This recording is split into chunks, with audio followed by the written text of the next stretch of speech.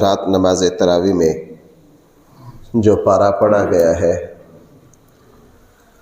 اس کے شروع میں اللہ جل جلالہ نے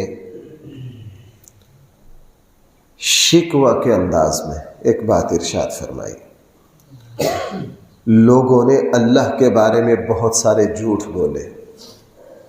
کسی نے کہا حضرت عیسیٰ اللہ کے بیٹے ہیں، کسی نے کہا توبہ نعوذ باللہ حضرت عزیر اللہ کے بیٹے ہیں، کسی نے فرشتوں کو اللہ کی بیٹیاں بنا دیا، کسی نے یہ کہا کہ اللہ تعالی نے اپنا کوئی رسول نہیں بھیجا، یہ رسول جو ہیں یہ سارے خود ہی اس چیز کے دعوے دار ہیں۔ تو یہ ساری باتیں اللہ تعالیٰ کے اعتبار سے جھوٹ تھی، اللہ پر جھوٹ باندھا۔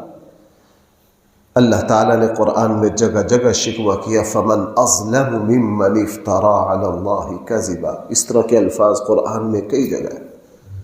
اس سے بڑا ظالم کون ہو سکتا ہے جو اللہ پر جھوٹ بولے، جو بھائی کس پر جھوٹ بولے؟ اللہ پر جھوٹ بولے۔ جھوٹ پھر بندوں کے درمیان، پھر وہ جھوٹ اللہ کے نبی کے بارے میں، پھر وہ جھوٹ خود اللہ کے بارے میں، یہ کتنا سنگین ہو سکتا ہے۔ اس لیے رسول اللہ صلی اللہ علیہ وسلم کا ایک ارشاد ہے، فرمایا کہ جس نے جھوٹی بات کی نسبت میری طرف کی جان بوجھ کر، ایک ہے بھولے سے،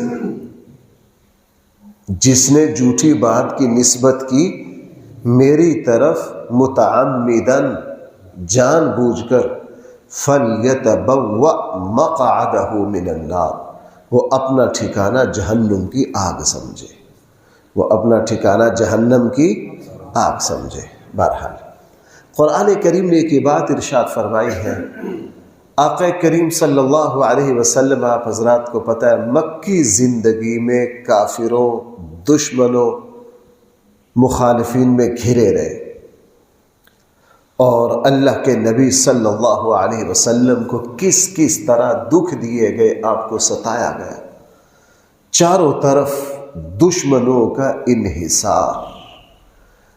رسول اللہ صلی اللہ علیہ وسلم اس کیفیت میں، ہم سمجھ سکتے ہیں جو بندہ چاروں طرف دشمنوں میں گھرا ہو، روحانی طور پر اس کو کتنی تکلیف ہو، پھر اوپر سے جو لوگ اس ہستی کے ساتھ دشمنی کر رہے ہیں اور یہ ان کے ساتھ حد درجہ ہمدردی کر رہے ہیں۔ ایسے موقع میں قرآن کریم نے رسول اللہ صلی اللہ علیہ وسلم سے فرمایا، الیس اللہ بکاف عبدہ، کہ اللہ تعالیٰ اپنے بندے کی حفاظت کے لیے کافی نہیں ہے؟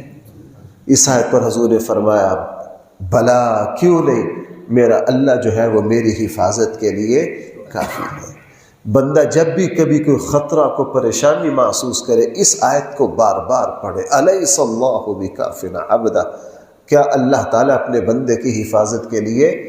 ہاں، اور جواب کیا ہے جی؟ 100% اللہ تعالیٰ۔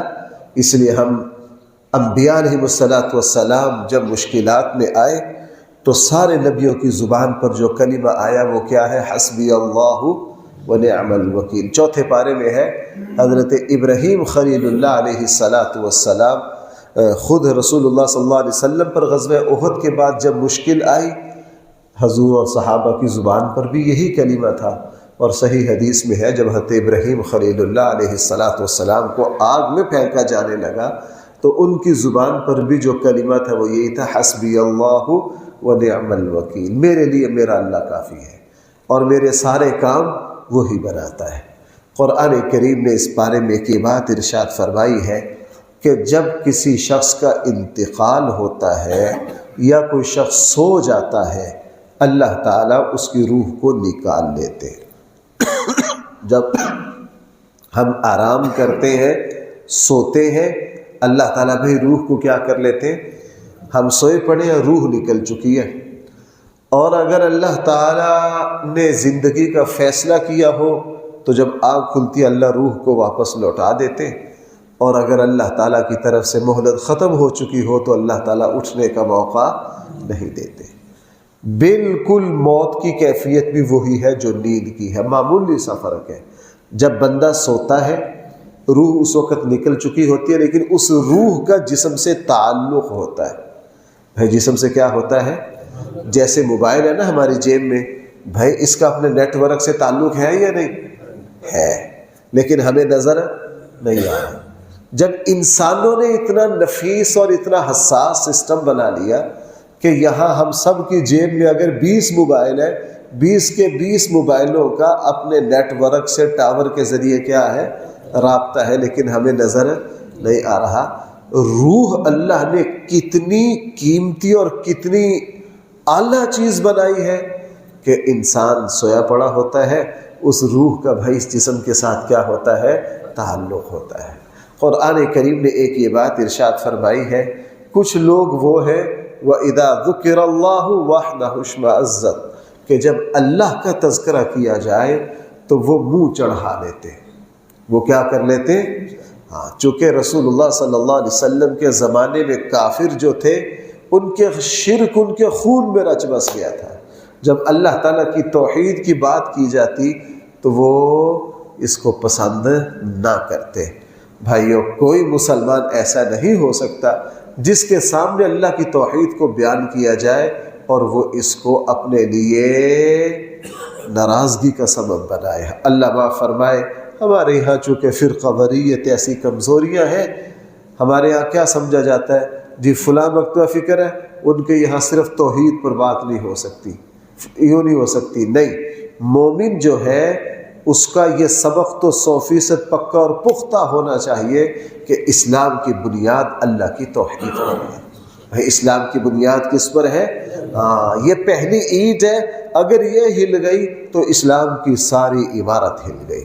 اور بھائی قرآن کریم کی پھر وہ آیت جس کو آیت رحمت کہا جاتا ہے، وہ بھی اسی پارے میں موجود ہے جو رات پڑھا گیا، یا عبادی الذین اسرفوا علی انفسہم لا تقنطوا من رحمت اللہ، میرے وہ بندے جنہوں نے اپنی غفلتوں سے، نالائقیوں سے اپنے آپ کی بربادی کا سامان اکٹھا کر لیا ہے، لا تقنطوا من رحمت اللہ، وہ اللہ کی رحمت سے کبھی بھی مایوس، ان اللہ یغفر الذنوب جمیعا، اللہ تعالیٰ گناہوں کو معاف کر دیں گے۔ کتنے گناہوں کو؟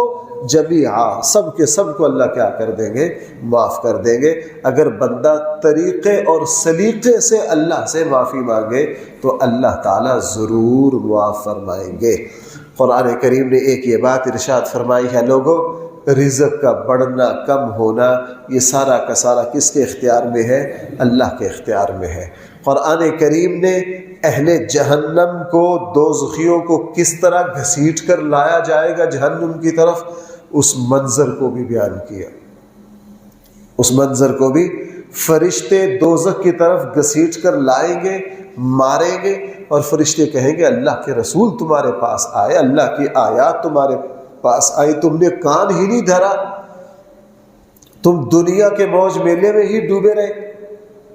اس لیے فرشتے ان کے ساتھ کسی قسم کی کوئی رعایت نہیں کریں گے، اور ان کے مقابلے میں اہل جنت کو اللہ اپنے بندوں کو جب جنت کی طرف لائیں گے، قرآن نے اس کی منظر کشی بھی کی گئی ہے، فرشتے ان کا استقبال کریں گے اور ان کے لیے خوش آمدید کے کلمات کہیں گے، مرحبا کے کلمات کہیں گے، تمہارے اوپر اللہ کی سلامتی ہو، تمہارے اوپر کیا ہو؟ اللہ کی سلامتی ہو۔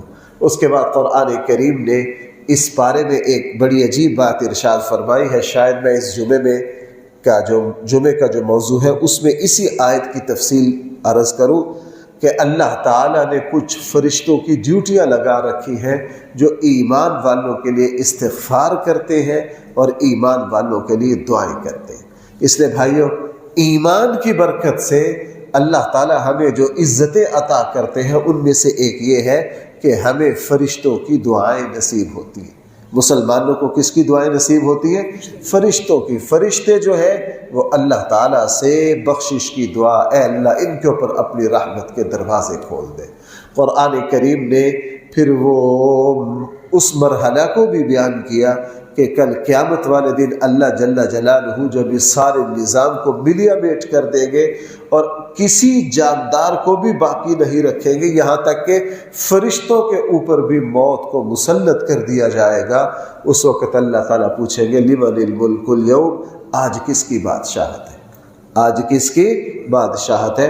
بادشاہت تو آج بھی اللہ کی ہے، لیکن دنیا میں جھوٹے مدعی مل جاتے ہیں۔ وہ مرحلہ ایسا ہوگا کہ کوئی جھوٹا مدعی بھی موجود نہیں ہوگا۔ اس دن سراپا بادشاہت کس کی ہوگی؟ اللہ کی ہوگی۔ قرآن کریم نے پھر حضرت موسیٰ علیہ السلام کا، فرعون کا، حامان کا، بدبختوں کا دوبارہ تذکرہ کیا۔ قرآن کریم بد کرداروں کے تذکرے کو بار بار لاتا ہے تاکہ ایمان والے ان کو دیکھ کر اپنا محاسبہ کر سکے کہ ہم کن کی روش پر چل رہے ہیں۔ جو غرور، تکبر، انا جس کا شیوا ہے وہ فرعون کی راہ پر ہے، جس میں تواضع اور عاجزی ہے، بھائی وہ کس کے راستے پر ہے؟ انبیاء علیہ السلام کے راستے پر ہے۔ قرآن کریم نے اس بارے میں یہ جو دنیا کی زندگی ہے، جو دنیا کا کھیل تماشا ہے، اس کے بارے میں فرمایا کہ یہ جو ہے یہ وقتی نفع ہے۔ بھائی یہ کیا ہے؟ یہ وقتی نفع ہے۔ قرآن کریم اس دنیا کی زندگی کو جہاں بھی بیان کرتا ہے نا، قرآن کریم کی وہ ساری تعبیر کو اکٹھا کیا جائے تو قرآن کریم کا فرمانا یہ ہے، یہ دنیا کی زندگی ناپائیدار ہے، بہت عارضی ہے، بہت بودھی ہے، بہت بیکار ہے، یہ دھوکہ ہے۔ یہ کیا ہے؟ اور جب قرآن کریم آخرت کی بات کرتا ہے، ہی دار القرار، لوگوں اصل ٹھہرنے کی جگہ کون سی ہے؟ آخرت ہے، اصل ٹھہرنے کی جگہ آخرت ہے۔ قرآن کریم نے عذاب قبر کا بھی اس بارے میں تذکرہ کیا ہے۔ بھائی ذرا توجہ کرنا، عموماً لوگ یہ سمجھتے ہیں ہمارے یہاں عذاب قبر کے منکر پائے جاتے ہیں بہت زیادہ، عذاب قبر کے منکر پائے جاتے ہیں بہت زیادہ۔ قرآن کریم نے فرعون کا تذکرہ کیا کہ ہم نے فرعون اور اس کے ماننے والوں کو تباہ و برباد کیا اور ان کو صبح و شام ہم آگ پر پیش کرتے ہیں قیامت تک۔ بھائی کب تک؟ النار یعرضون علیہا غدوا وعشیا ویوم تقوم الساعة ادخلوا آل فرعون اشد العذاب، یعنی قیامت تک صبح و شام فرعون اور اس کی ٹیم کو کس پر پیش کیا جاتا ہے؟ قیامت والے دن ان کو زیادہ سخت عذاب کی طرف منتقل کر دیا جائے گا۔ اس سے علماء سمجھے یعنی قیامت سے پہلے پہلے بھی عذاب ہے، اور قیامت سے پہلے پہلے جو عذاب ہے اس کو کیا کہا جاتا ہے؟ اس کو برزخی عذاب کہا جاتا ہے، اس کو قبر کا عذاب کہا جاتا ہے۔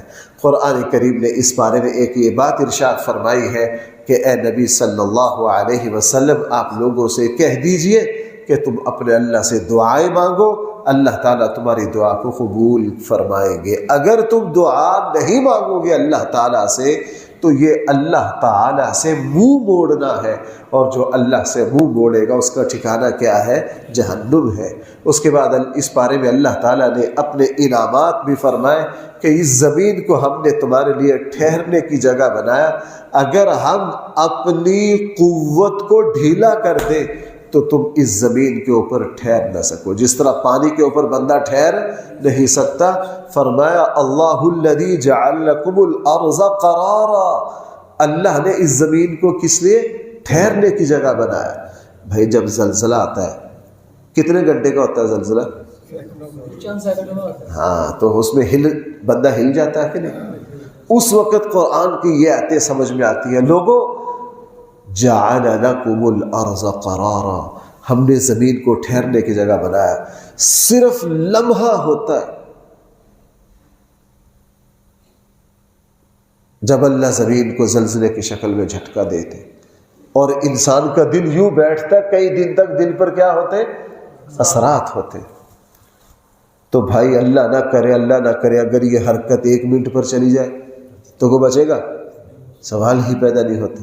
فرمایا کہ یہ زمین تمہیں نگل جائے، تمہیں کھا جائے، ہم نے اس کو خراب۔ اور بھائی اگر غیبی نظام جو ہے نا، دیکھو یہاں ٹوٹی چل رہی ہے، ایک بچہ ہے، اس کو نہیں پتا کہ اس ٹوٹی کے پیچھے پائپ کی لمبی چوڑی وائرنگ ہے، اس کے پیچھے بور ہے، اس میں بہت لمبا پائپ گیا ہوا ہے، پھر اس پر موٹر لگی ہوئی ہے۔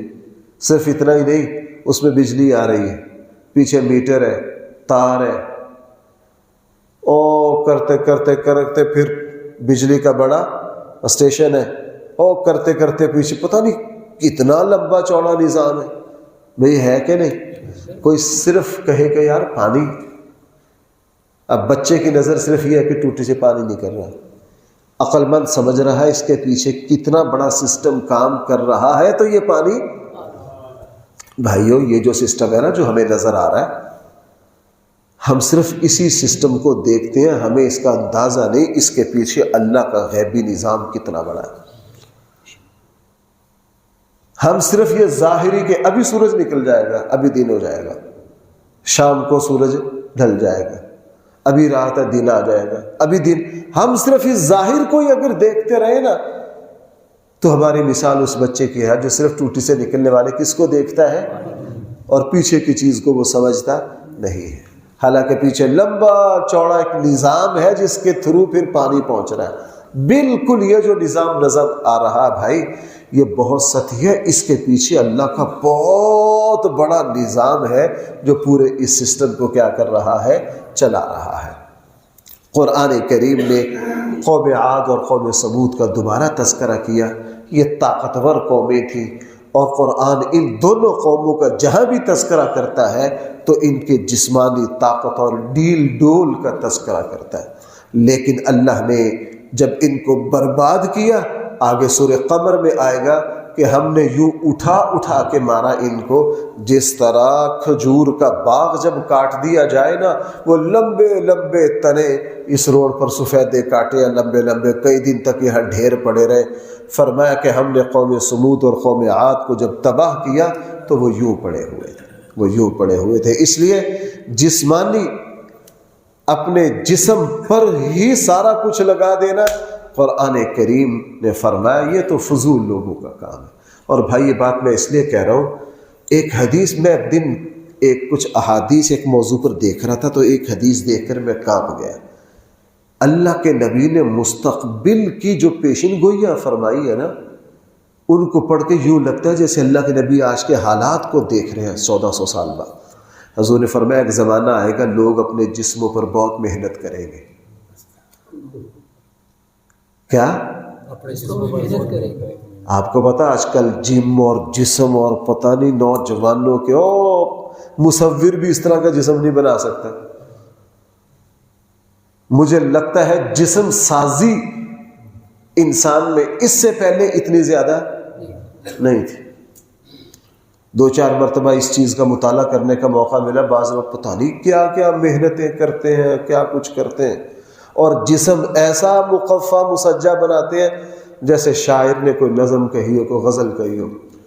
لیکن اللہ کے نبی نے فرمایا ایک زمانہ آئے گا لوگ جسم سازی پر محنت کریں گے، اخلاق سے خالی ہوں گے۔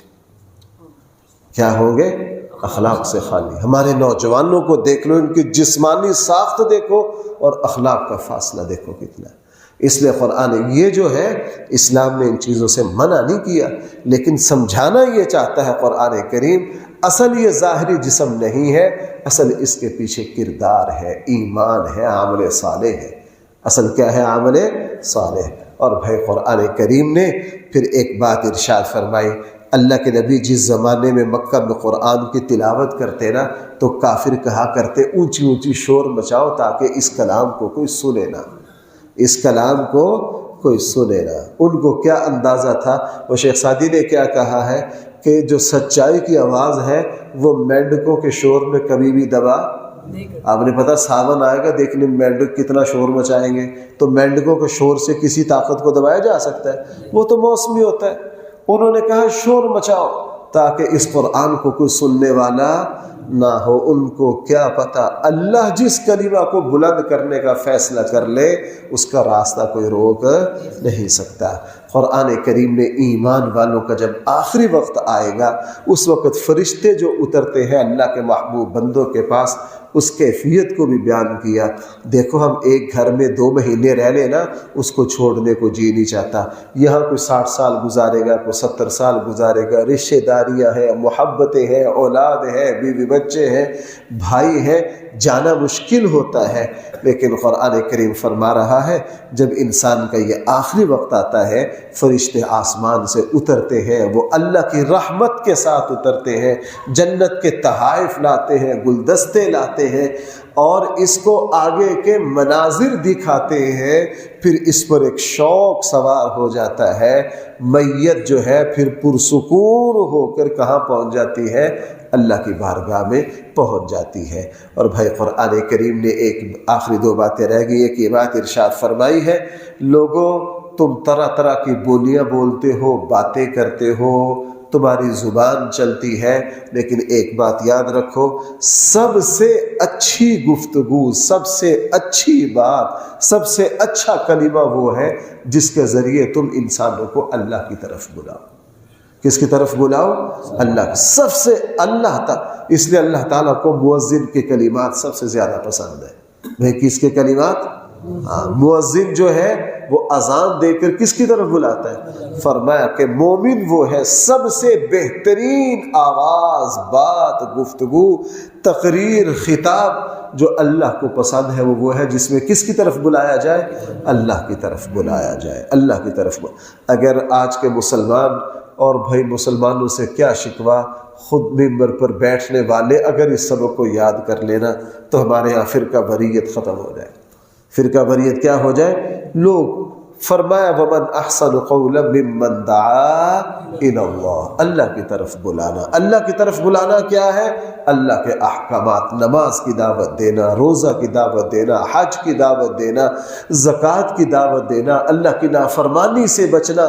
اگر مسلمان خطباء، علماء، صلحاء، داعیان اسلام اپنی ساری توجہ اس پر لے آئیں تو حقیقت ہے کہ اللہ کی زمین پر انقلاب آ جائے۔ اللہ کی زمین پر کیا آ جائے؟ قرآن کریم نے کہ یہ بات اللہ کے نبی کو یہ سمجھا، اللہ کے نبی، یہ لوگ آپ سے دشمنی کرتے ہیں لیکن آپ نے سب کے ساتھ نرمی کے ساتھ رہنا ہے۔ کس کے ساتھ رہنا ہے؟ نرمی کے ساتھ۔ جو شخص بھی دشمنوں میں گھرا ہوا ہو وہ نرم لب و لہجہ اختیار کرے، درگزر سے کام لے، اللہ تعالیٰ دشمنوں کے نرغے میں اس شخص کو ضرور کامیاب کریں گے۔ اللہ تعالیٰ اس کو کیا کریں گے؟ اس لیے بھائیوں، جس بندے کو کہیں پریشانی، مخالفت، دشمنی کا واسطہ ہو، سامنا ہو، خواہ وہ دینی ہو، خواہ کیا ہو، دنیاوی، جو مسلمان اپنی زبان کو بند کر لے، مزاج کو نرم کر لے، درگزر سے کام لے، تو بھائی دشمن کبھی بھی اس کو مٹا نہیں سکتے۔ صبر کا نتیجہ، وہ عربی کا ایک مقولہ ہے کہ صبر ہے بڑا کڑوا لیکن اس کا پھل بڑا میٹھا ہے۔ بھائی صبر ہے کیا؟ کڑوا، لیکن اس کا پھل کیا ہے؟ صبر شروع میں مشکل ہے لیکن صبر کی برکتیں جب آنا شروع ہو جاتی ہیں نا تو ایک انسان کا کلیجہ ٹھنڈا ہو جاتا ہے۔ اللہ تعالیٰ مجھے اور آپ کو قرآن کریم کی صحیح سمجھ عطا فرمائے۔ الحمدللہ رب العالمین، والصلاة والسلام علی سید المرسلین وعلی آلہ واصحابہ اجمعین۔ ربنا آتنا فی الدنیا حسنہ وفی الآخرۃ حسنہ وقنا عذاب النار۔ صلی اللہ تعالی علی خیر خلقہ سیدنا و مولانا محمد وآلہ واصحابہ اجمعین برحمتک یا